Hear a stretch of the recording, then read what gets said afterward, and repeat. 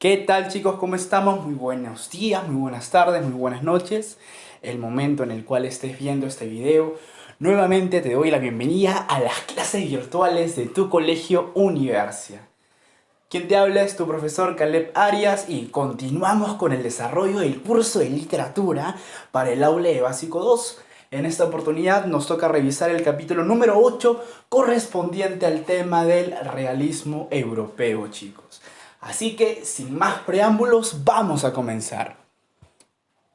Bien, tenemos que brindar, en primer lugar, una noción, un concepto de lo que viene a ser el realismo. ¿Cómo vamos a entender a este movimiento, profesor? Yo quisiera que te detengas un momento a mirar la imagen. ¿Observas algo allí, algo característico del siglo XIX? A ti que te encanta el curso de Historia Universal. A ver, ¿qué puedes observar? A ver, profe, si veo la imagen, observamos grandes fábricas, ¿verdad? Claro que sí, observamos una ciudad. Chicos, Europa en la segunda mitad del siglo XIX está pasando por un gran proceso de transformación económica. ¿Alguien me puede decir o alguien puede acordarse de cuál es este proceso? Te doy un tiempo, a ver, tú lo sabes, yo sé que la respuesta está en la punta de la lengua. A ver, claro que sí, este proceso de transformación económica es conocido como la Segunda Revolución Industrial. Recuerda que en el mundo, en la historia, tenemos dos revoluciones. La primera, que tiene como fuentes de energía al carbón y al vapor, y la segunda, a la electricidad y al petróleo. Profe, ¿pero qué tiene que ver aquí la revolución industrial en literatura? Chicos, lo que pasa es que cuando Europa se industrializa, cuando Europa se vuelve una potencia económica, la sociedad también comienza a cambiar. Ahora los trabajos, ahora la mano de obra se va a necesitar ¿en dónde? En la ciudad. En la ciudad va a estar la fábrica, en la ciudad va a estar el trabajo. Y estos grandes hombres de industria van a necesitar contratar a mano de obra. Pero esta mano de obra tiene una característica, es mano de obra barata. Es decir, los obreros van a trabajar en condiciones muy paupérrimas para ellos, en condiciones muy desfavorables para ellos. Ganan un sueldo miserable y trabajan grandes horas en las fábricas para enriquecer a estos señores de industria. Todo esto va a generar un gran clima de desigualdad. Va a generar un gran clima de pobreza, un gran clima de contradicción social. Y esto va a motivar a que los escritores ahora se interesen por su realidad. Ah, mira. Así que el proceso económico cambia la forma de ver el arte. Los escritores dicen ahora, si la sociedad está en poder de la burguesía, si los burgueses ahora han tomado los medios de producción y ellos están generando transformaciones, la burguesía tiene vicios, defectos, la burguesía tiene antivalores, entonces el escritor será quien denuncie toda esa situación, todo ese panorama de injusticias. Y de esa forma, chicos, es como surge esta corriente, el realismo europeo. Muy bien. ¿Cuándo surge, profesor? Recordemos, la clase pasada estábamos revisando el movimiento romántico, estábamos revisando el romanticismo. Y nosotros teníamos en cuenta que el romanticismo abarcaba la primera mitad. ¿De qué, profe? La primera mitad del siglo XIX. Por lo tanto, el realismo va a abarcar la segunda mitad de este siglo, ¿no? Y bueno, como tú te habrás dado cuenta, cada vez que surge un movimiento, usualmente se opone al anterior. Surge para innovar, surge para romper la tradición. En estas circunstancias también va a suceder lo mismo. El realismo, ¿a quién crees que se va a oponer? ¿Cuál es el movimiento anterior? Exacto, el romanticismo. Muy bien. Profe, ¿por qué el realismo se opone al romanticismo? Lo que sucede es que los autores realistas consideraban que el escritor romántico idealizaba demasiado, fantaseaba demasiado, solamente quería representar los sentimientos y de ese modo el autor se abstraía, se alejaba, se escapaba de su realidad. Y el realista dice, no, nosotros no tenemos por qué crear un mundo paralelo, nosotros estamos aquí para transformar el mundo que tenemos ante nosotros y lo vamos a transformar desde el arte. Ah, ya ves, de esa forma van sucediendo las cosas. El realista tiene un propósito, el realista tiene un fin. Y para eso necesita oponerse a la estética, necesita oponerse al arte anterior. Muy bien, entonces recuerda, segunda mitad del siglo XIX, oposición al romanticismo. Perfecto, profe, muy bien. Continuemos. Vamos a revisar ahora cuáles son las características de este movimiento literario. Nuevamente, fíjate en la imagen. En la imagen vas a tener una especie de vagón de tren donde están viajando ciudadanos, pero aquí, a espaldas de todos, casi al fondo, existe un ciudadano peculiar, ¿no? Aquel que está en la pobreza, que viaja en tercera clase, ¿verdad? Se lo nota apenado y acá tiene un niño que está durmiendo junto a él. Allí se expresa la desigualdad, chicos. Mientras que unos pueden viajar muy cómodos en los asientos de adelante, la tercera clase, la clase inferior, la clase campesina, está atrás, ¿verdad? Es una imagen bastante ilustrativa de lo que está pasando en Europa en ese momento. Muy bien. A ver, profesor, ¿por qué se va a caracterizar el realismo? Explíquenos un poco, ¿qué características tiene este movimiento? Bien, recordemos un poco del romanticismo, ¿te parece? Para poder entender mejor el realismo. Claro que sí. Profe, los románticos eran sentimiento, fantasía, imaginación, libertad, profesor. Los románticos eran la naturaleza. Los románticos eran la inspiración poética, claro.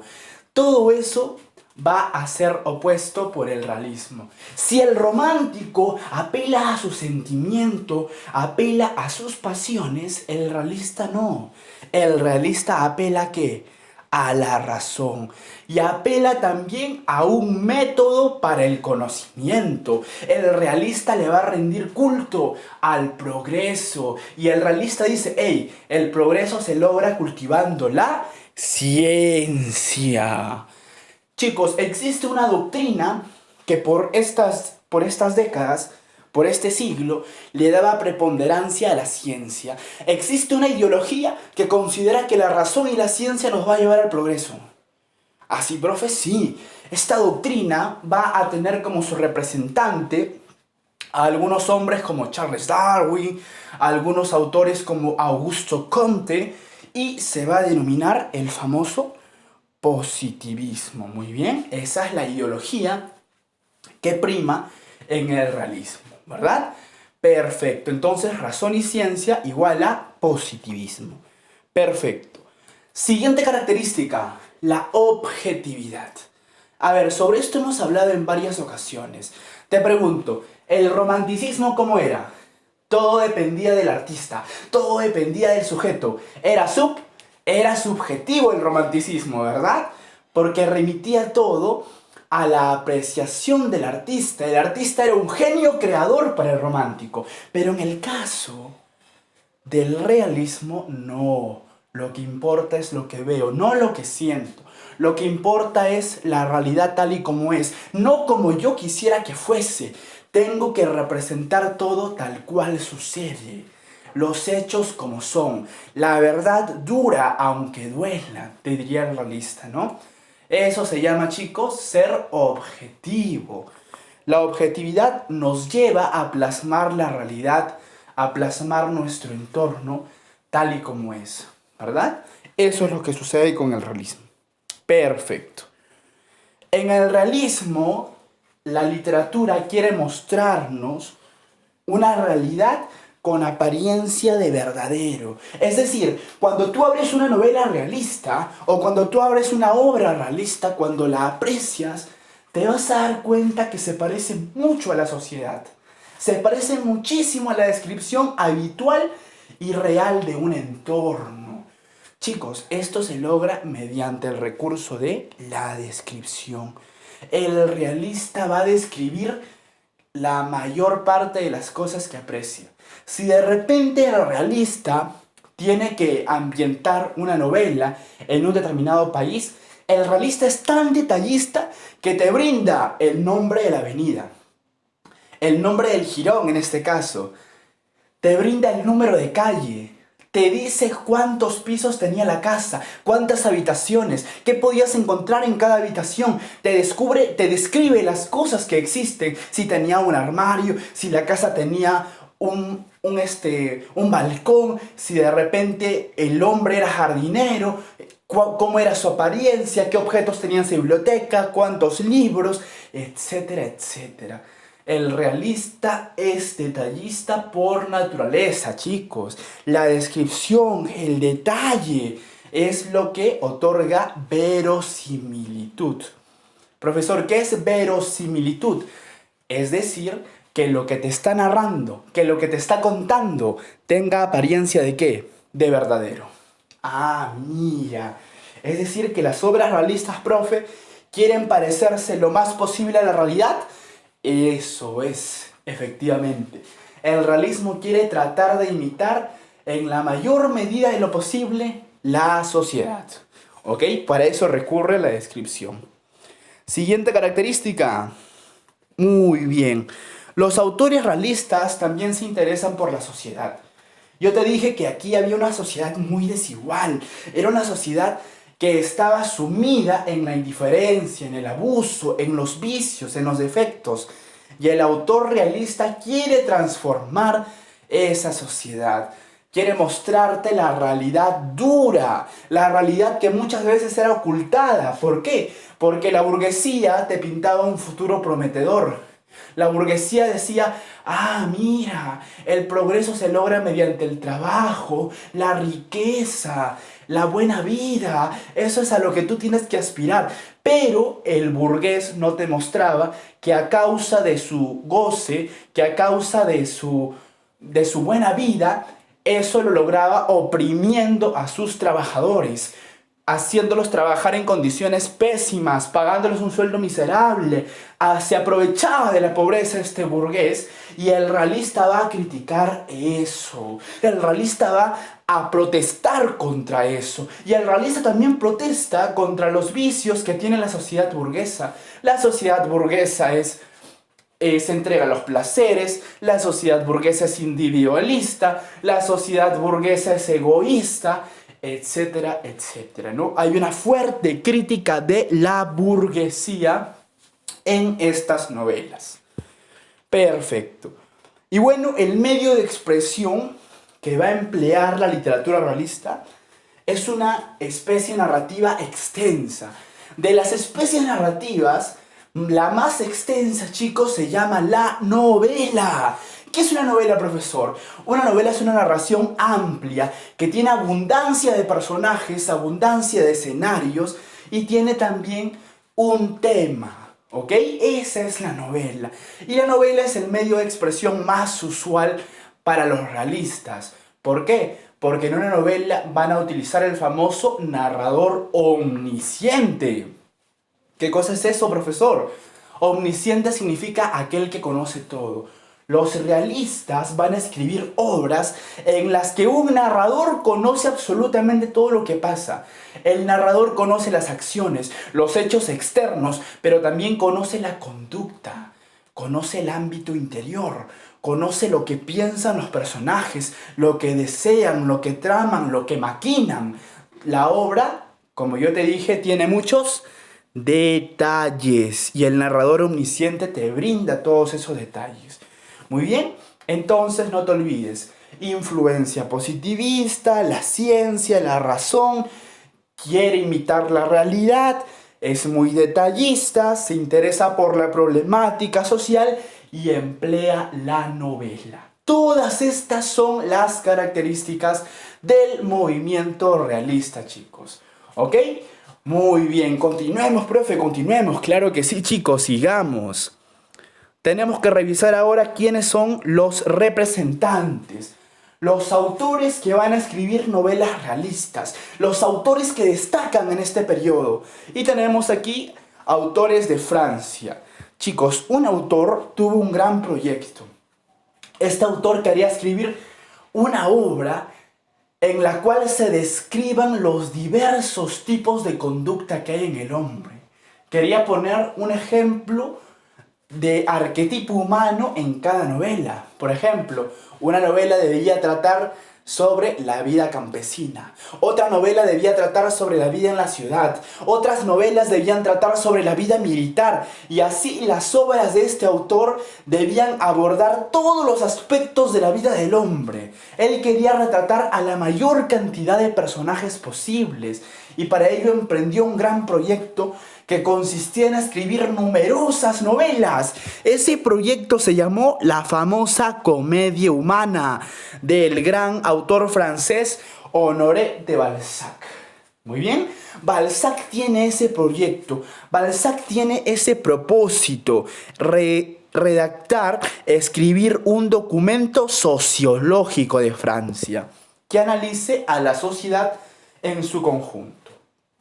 Excelente, muy bien. Tenemos también a un autor, chicos, que se interesa por la psicología, ya no tanto por la sociedad. A este autor le interesa explorar las conductas internas de sus protagonistas. Se lo conoce como el padre de la novela psicológica y nos va a recrear la historia de un joven que quiere utilizar cualquier medio que esté a su alcance para sobresalir en la sociedad. Él desea ser grande, él desea ser admirado, él desea ser alabado por la sociedad, y para eso tiene dos opciones: o convertirse en cura y utilizar el hábito negro, o ser un prestigioso militar de aquella época y utilizar el uniforme rojo. Esta novela que tú aprecias aquí, Rojo y Negro, nos cuenta la historia de Julián Sorel, un joven arribista que es capaz de hacer lo que esté a su alcance para ascender en la escala social. Y su autor es el francés Henri Beyle, más conocido como Stendhal. Muy bien, tienes a Balzac y a Stendhal, dos autores franceses. Pero el realismo no solamente se desarrolla en Francia, el realismo también tiene una influencia en un país, en Rusia. Así es, vamos a tener escritores rusos, como por ejemplo el que ves aquí, al que le encanta destacar en la novela histórica: la invasión napoleónica a Rusia. Eso lo conoces por historia. Napoleón invade Rusia, ¿verdad? ¿Logra conquistar, profesor, Rusia? No, Napoleón es derrotado en la batalla de Waterloo, ¿verdad? Claro, esa invasión que Napoleón quiso hacer desde Francia hasta Rusia es retratada por el maestro León Tolstoy en su famosa novela Guerra y Paz. Tolstoy también tiene una novela llamada Ana Karenina, en la cual aborda un tema muy tabú para esas épocas. Aborda el tema de cómo Ana Karenina tiene que poder buscar un oficio para sobrevivir en la sociedad rusa. Y el oficio que esta pobre muchachita tiene que desempeñar es poder vender su propio cuerpo, ¿no? Dedicarse a la prostitución en una sociedad muy desigual como la sociedad rusa. Muy bien. Aparte de Tolstoy, ¿qué otro escritor tenemos en Rusia? La historia de un estudiante de Derecho que lamentablemente, para conseguir recursos, tiene que asesinar a una vieja usurera. Así es, la prepara el asesinato y luego la conciencia lo remuerde a tal punto que tiene que confesar su propio crimen y mediante eso pagar sus culpas. La historia del gran joven Rodion Raskolnikov se cuenta ¿en dónde? En Crimen y Castigo, del autor ruso Fyodor Dostoyevsky, una de las obras cumbres de la literatura europea. Muy bien, entonces allí tienes franceses como Balzac con su Comedia Humana, como Stendhal con su Rojo y Negro, y tienes autores rusos como León Tolstoy con La Guerra y la Paz y Fyodor Dostoyevsky con Crimen y Castigo. Esos son algunos representantes de la literatura rusa y francesa realista. Muy bien, Pero nosotros, como en toda clase, analizamos a un autor en particular. El autor al que te vamos a presentar en esta oportunidad es el gran Gustave Flaubert. Muy bien. Gustave Flaubert es el autor al que vamos a analizar. A ver, profe, ¿qué podemos decir acerca de Flaubert? Allí lo tienes en imagen a ese gran autor francés, al maestro, uno de los maestros de la literatura francesa, que va a ser conocido porque llega a encumbrarse como el máximo representante del realismo en Francia. Muy bien, profesor, el estilo de Flaubert es interesante. ¿Sabes por qué, chicos? Porque Flaubert siempre va a buscar la perfección. Quiere que el lenguaje que él utiliza en las obras sea un lenguaje hermoso, sea un lenguaje trabajado, sea un lenguaje con un gran estilo. Así que Flaubert se esmera muchísimo para poder armar sus diálogos, para poder armar sus descripciones. Utiliza un lenguaje que al autor, o que al receptor, mejor dicho, que al lector lo encandila, un lenguaje que al lector lo seduce, hace que la obra tú la puedas apreciar. Es muy bueno estilísticamente hablando el gran Gustave Flaubert. Gustave Flaubert escribe tan bien que va a ser considerado como uno de los maestros de nuestro Premio Nobel de Literatura. ¿A quién nos referimos, a ver, cuando hablamos de nuestro Premio Nobel? Exacto, al gran y genial Mario Vargas Llosa. Vargas Llosa va a ser admirador de Gustave Flaubert. Vargas Llosa lee las obras de Flaubert e incluso le dedica estudios. ¿Ok? Uno de los estudios famosos de Vargas Llosa se llama La orgía perpetua, Flaubert y Madame Bovary, donde analiza la obra literaria de este autor francés. Así que ya sabes, cuando te hablen de perfección de estilo, te van a hablar ¿de quién? De Gustave Flaubert. Perfecto. Muy bien. La obra de Flaubert es muy variada, es muy rica, chicos. Flaubert fue un autor que se interesó por retratar diversas facetas y diversas realidades en su novela. A Flaubert le interesa la historia, a Flaubert le interesa el sentimiento y le interesa también temas polémicos y temas tabús para su época. Por ejemplo, profesor, ¿dónde podemos apreciar estos temas? En sus obras, chicos. Tienes allí, por ejemplo, esta obra notable que es Salammbô. Salammbô es una obra que se ambienta en la antigüedad, en las famosas guerras púnicas. ¿Recuerdas qué son estas guerras púnicas? A ver, profe, si me acuerdo. Tienes que enfocarte en la edad antigua, en uno de los grandes imperios de la antigüedad. A ver, profe, grandes imperios. Este imperio conquistó a Grecia. Roma, claro que sí. Roma va a tener conflicto con algunas culturas de aquella época. Entre ellas la cultura de Cartago. ¿Ok? Cartago fue una de las culturas que floreció en la antigüedad, ¿no? Los cartagineses, que eran caracterizados por el comercio, eran caracterizados también por tener una fuerte rivalidad. Esta isla de Cartago va a rivalizar con Roma y se van a desencadenar las famosas guerras púnicas, Roma versus Cartago. Y esa historia, ese pasado histórico, le va a servir a Flaubert como inspiración para recrear su novela Salammbô. Ah, mira, fíjate, ¿no? Qué interesante. Otra de las novelas famosas de Flaubert es La tentación de San Antonio. Y también tenemos la famosa Educación sentimental. ¿Bien? De Flaubert. Perfecto, chicos. Entonces allí tienes a este gran autor francés. Y Flaubert nos va a legar también, nos va a heredar una de las obras cumbres de la literatura francesa. Esta obra que te vamos a presentar es la famosa Madame Bovary. Ah, ¿has escuchado alguna vez esa novela? Estoy seguro que sí. Madame Bovary es uno de los clásicos de la literatura europea. Obra del insigne y notable autor Gustave Flaubert. Muy bien. A ver, demos algunos datos acerca de esta novela. Madame Bovary corresponde al género narrativo y se estructura en 3 partes. Esta novela se va a desarrollar en las ciudades francesas de Rouen y Yonville. Y el tema que va a desarrollar, el tema central, el tema principal de esta novela es el adulterio. Hablar de adulterio en el siglo XIX, chicos. Un tema muy fuerte para aquella época. Tanto así que Flaubert incluso va a ser censurado. Muchos condenaban la obra de Flaubert de inmoral. ¿Cómo es posible que este autor recree estos hechos en sus novelas? Es inmoral, decían muchos. Se escandalizaban con las obras de Flaubert. Es que Flaubert va a redactar o va a analizar este tema en una sociedad muy conservadora todavía. Y es muy juzgado. Flaubert es bastante condenado, ¿no?, por el tema que desarrolla en sus obras. Bueno, aparte del adulterio, Flaubert va a analizar este tema de la pasión.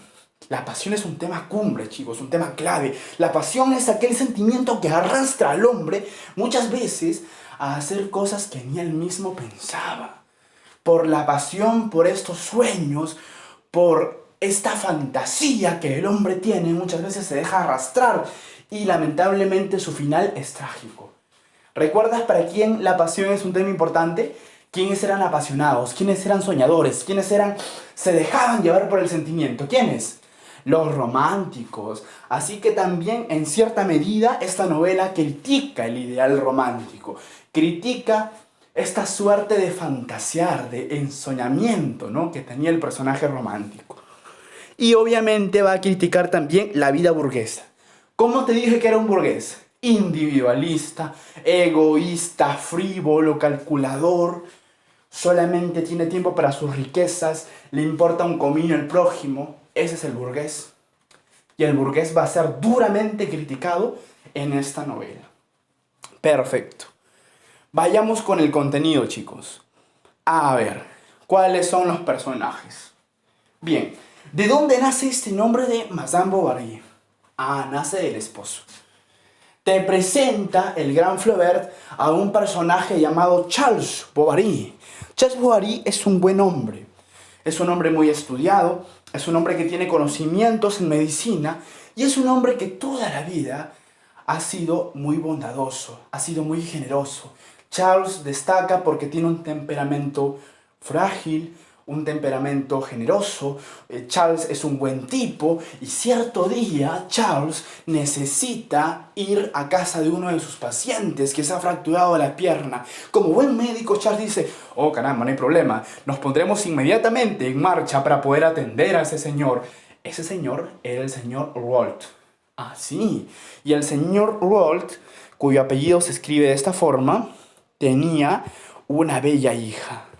Esa bella hija que tiene el señor Rouault atrae muchísimo a Charles. Dios mío, dice Charles, qué mujer tan hermosa que estoy viendo frente a mis ojos. Era una muchacha en apariencia muy buena. ¿Por qué? Porque había sido educada en un convento. Había crecido desde muy pequeña en compañía de monjas. Y Charles dice: si tiene una buena educación, de repente sería una buena esposa, ¿no? Charles poco a poco va enamorándose de esta muchachita. Charles poco a poco va haciéndose ideas e ilusiones con la pequeña Emma, con la señorita Emma, ¿no es cierto?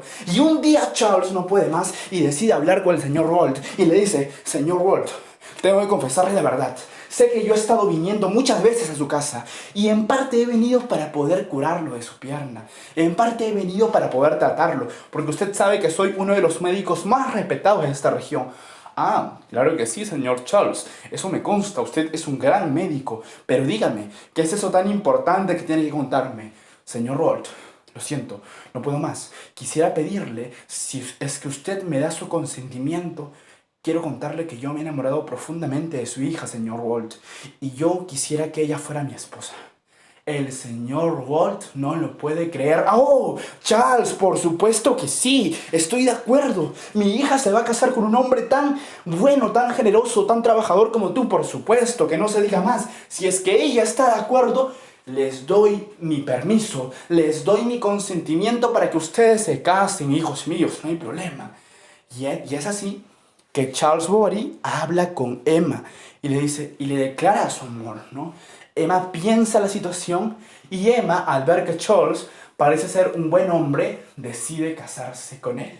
Y desde ese entonces, su nombre ya no vuelve a ser Emma Walt. Ahora, ¿cómo se le va a conocer? Como la famosa Madame Bovary, la esposa del señor Charles Bovary. Bueno, ellos se casan. Aquí puedes ver a Emma con Charles. Y por un tiempo, chicos, van a vivir felices. ¿No? Por un tiempo, la celebración del matrimonio, la dicha del matrimonio, a los dos los embarga de emoción. Pero algo sucede con el paso de los años. Emma tiene una afición. A Emma le gusta leer un tipo de novelas. A Emma le gusta leer un tipo de historias. Historias en las que se narra la vida de un héroe. Historias en las que se narra la vida de mujeres que vivían en hermosos palacios y tenían riquezas y tenían joyas y tenían vestidos. Su esposo era un hombre apasionado que vivía aventuras con ellas y las complacía y les daba los lujos de la sociedad burguesa. Esas novelas románticas son las que lee Emma. Y Emma dice, cómo quisiera yo algún día tener esta vida. Cómo quisiera ser como estas mujeres que están en mis historias. Miren cómo ellas disfrutan de las joyas, de los placeres. Sus maridos las llenan de pasión y las consienten. Yo en cambio tengo que soportar a mi aburrido esposo. Si yo hubiera sabido que Charles es un hombre tan pero tan poco apasionado, no tiene ideales, no tiene metas en la vida, se conforma con lo que tiene. ¡Qué cólera! Jamás me hubiera casado con él. Chicos, Emma no está contenta.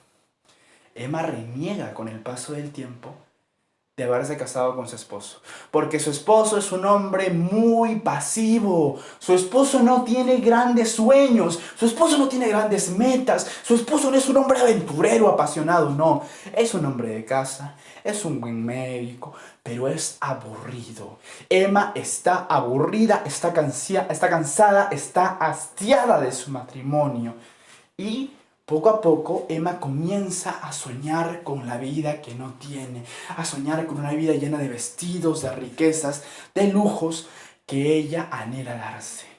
El tiempo pasa y por circunstancias de la vida, allí ves a esta mujer cansada, agobiada de la rutina del matrimonio.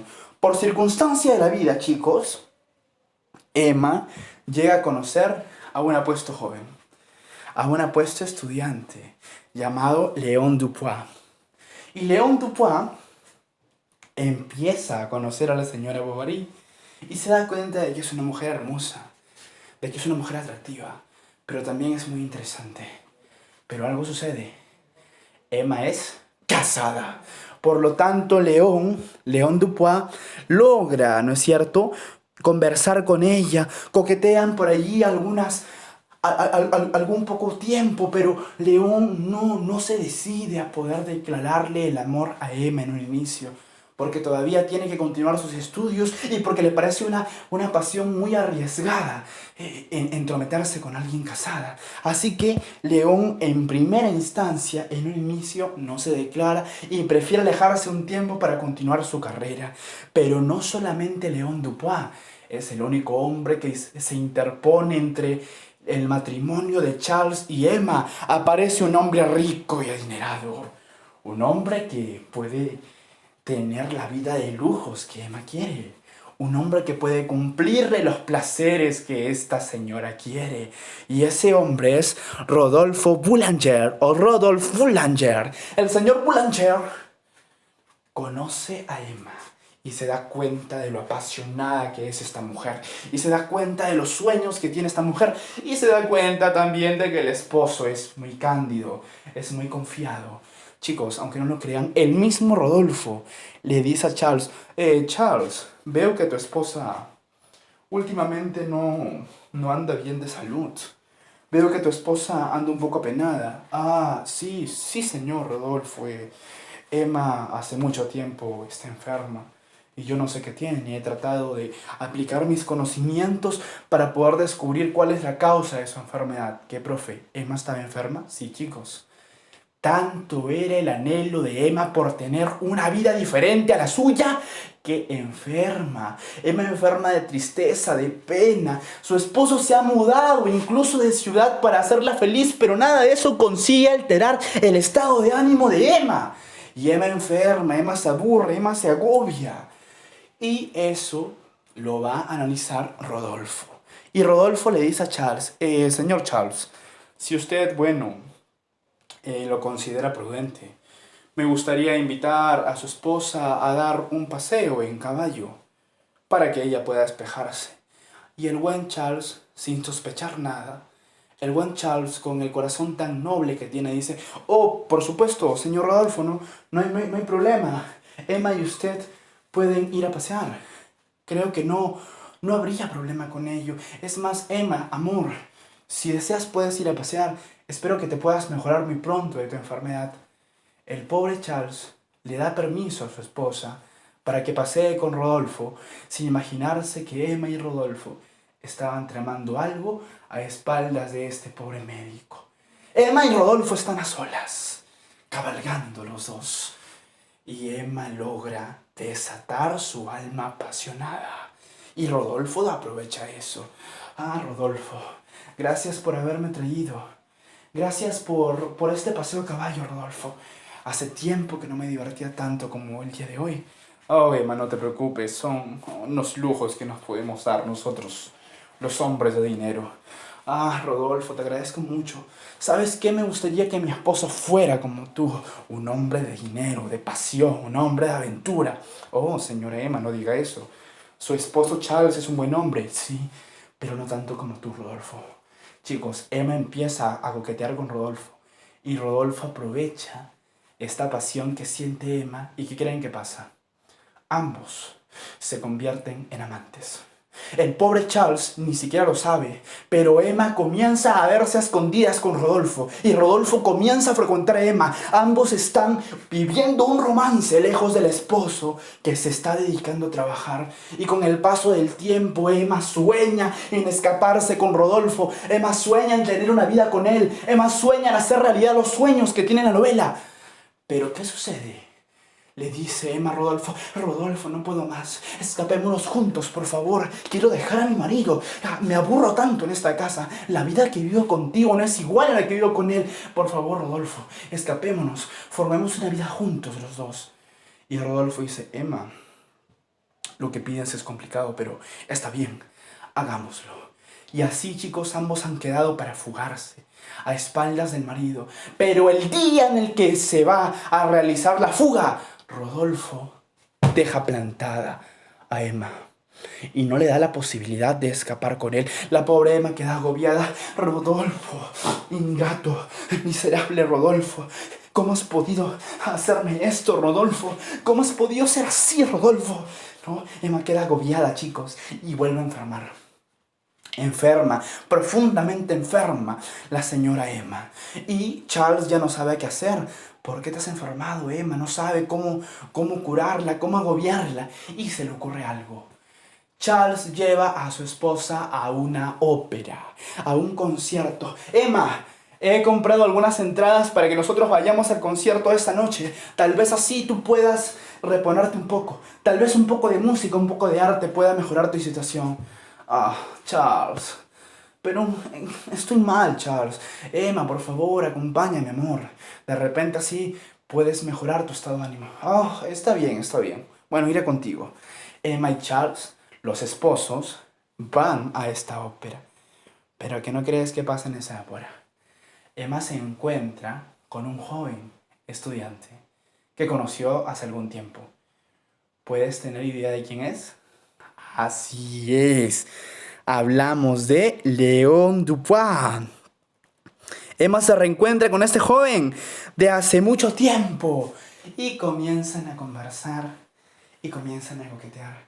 León es joven, León es apasionado, León tiene muchos sueños y Emma anhela cumplirlos. ¿Qué sucede entre estos dos? Ah, León, como es un joven artista, va a crear otra excusa. Si es que antes la excusa de Emma era irse a montar a caballo con Rodolfo, ahora la excusa de Emma es que va a tomar clases de piano con León. Y le dice, Charles, León quiere enseñarme piano, pero para eso tengo que viajar un poco. Tengo que irme a una ciudad que está a unas 2 horas de aquí. No sé si tengo tu consentimiento, amor. Yo solo quiero mejorar mi salud. Ah, por supuesto, amor mío, claro que sí, le dice Charles. No, no hay problema. No creo que haya nada de malo en que el joven León te enseñe piano unas cuantas veces a la semana. Ve, ve, amor, tienes mi permiso. El pobre Charles ni siquiera sospecha de que su esposa lo está engañando. Y así Emma va y consigue un nuevo amante. Este nuevo amante va a ser León Dupuis. El joven con la señora Emma se enredan en un nudo de pasiones. Cada semana frecuentan, se mandan cartas apasionadas, cartas de amor, cartas donde el uno al otro se declaran los planes.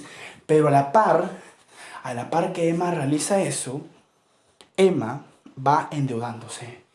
Emma se ha dado la oportunidad de vivir la vida que siempre quiso.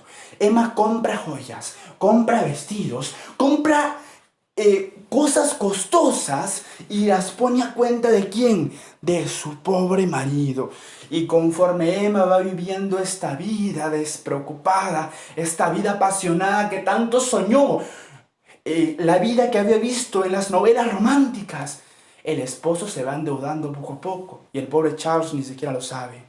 Allí aparece en escena otro personaje, el famoso señor Lorox.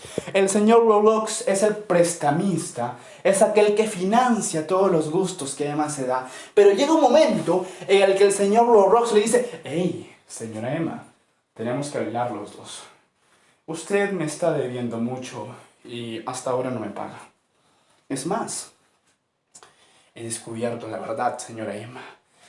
Yo sé que usted tiene 2 amantes. Y bueno, parece que ahora solamente uno. Pero haré una cosa, señora Emma. Yo no diré nada. Pero no diré nada sobre sus amantes, siempre y cuando usted me pague de forma puntual. Si es que usted demora, señora Emma, si es que usted no me paga a tiempo, su esposo sabrá y conocerá cuál es la verdadera verdad que usted oculta. Le contaré todo lo que sé sobre los vestidos caros, sobre las joyas, sobre las cartas. Le contaré todo lo que sé sobre sus amantes, señora Emma. Y usted no tendrá posibilidad de escapar». Emma se preocupa, chicos. Se ve en una situación difícil. Ay, no puede ser. No, Charles no puede enterarse que le soy infiel.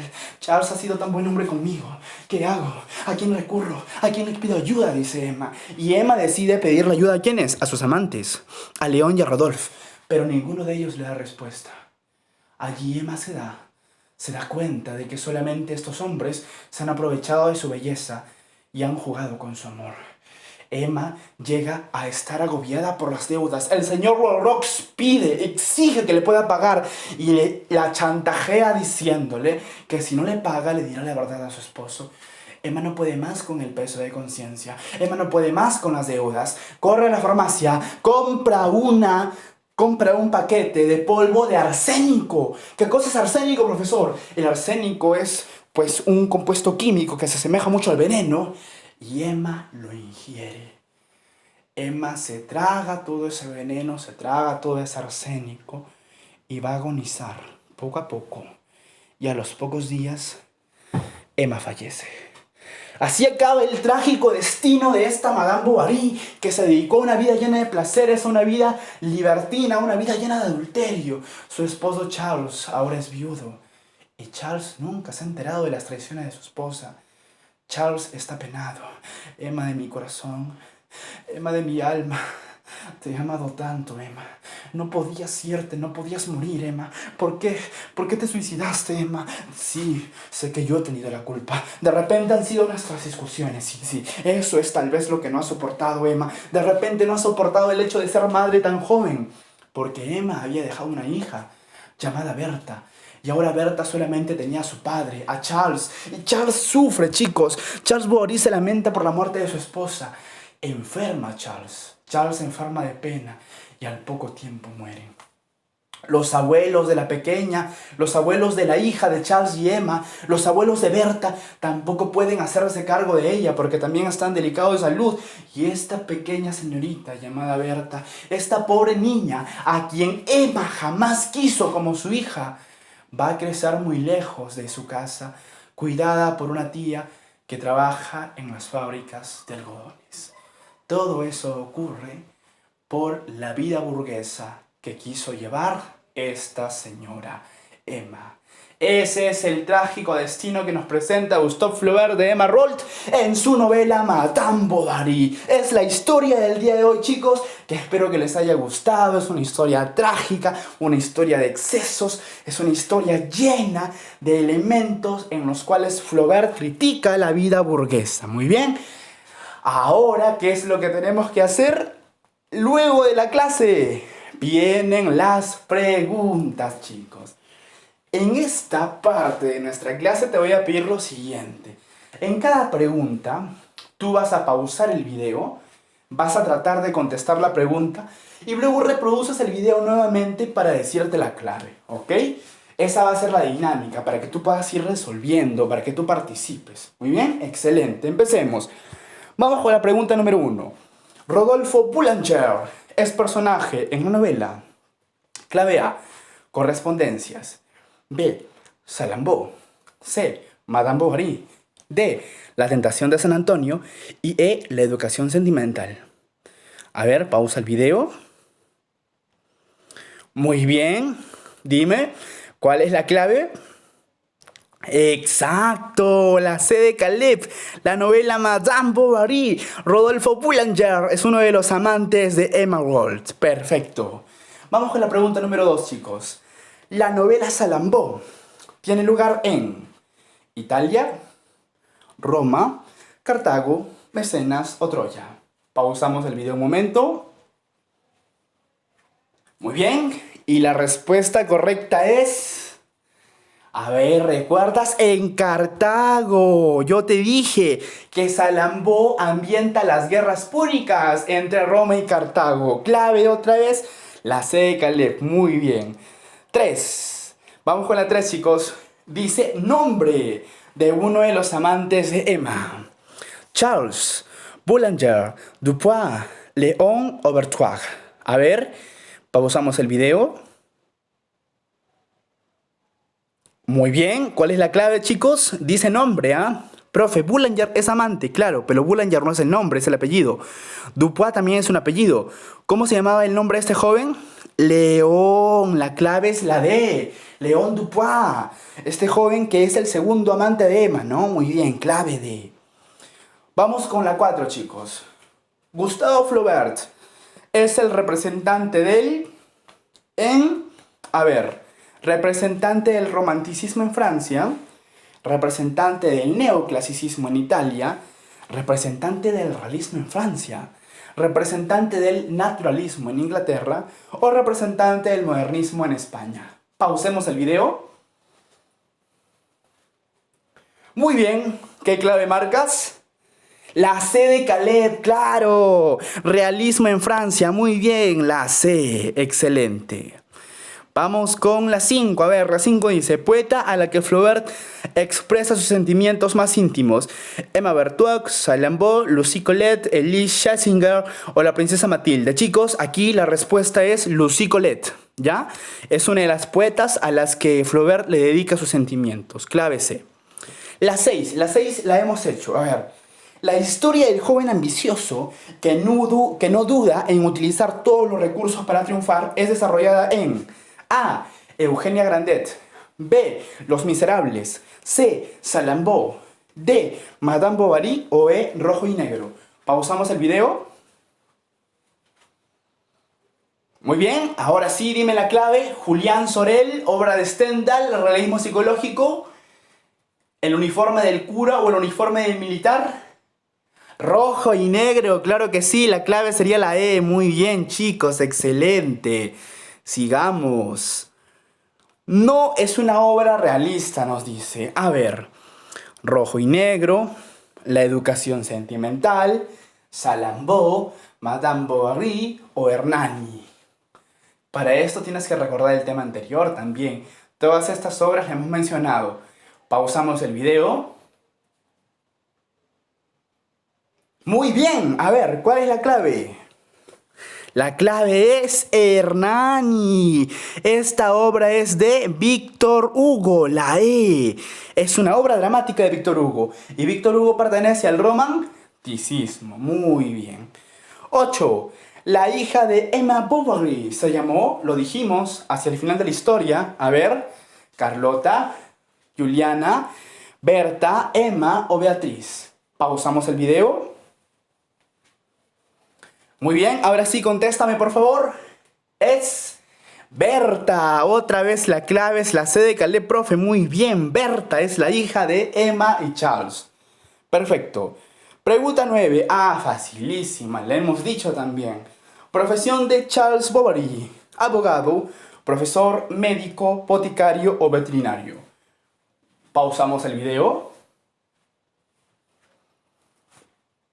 Muy bien, ¿cuál es la clave? Excelente, es médico, la C nuevamente. 10. Amante de Madame Bovary que al inicio no se atreve a revelarle su amor y luego se hace su amante. Al principio alguien no le quiere decir que la quiere, pero luego termina con ella. ¿Quién será? Julián, Rodolfo, León, Homais o Charles. Pausamos el video. Muy bien, y la clave es León Dupin, este joven que al principio no le quiere decir su amor, pero luego termina con ella. Bien, chicos, hemos llegado al término de nuestra sesión, entonces, y ahora lo que tenemos que decir es hasta la próxima, estimados muchachos, estimados chicos. Espero que continúen bien, que su familia también se encuentre con buena salud, con buen bienestar. Muchísimas gracias, cuídense mucho y nosotros nos estamos reencontrando en nuestra próxima sesión. Un abrazo muy grande, hasta luego chicos, muchas gracias.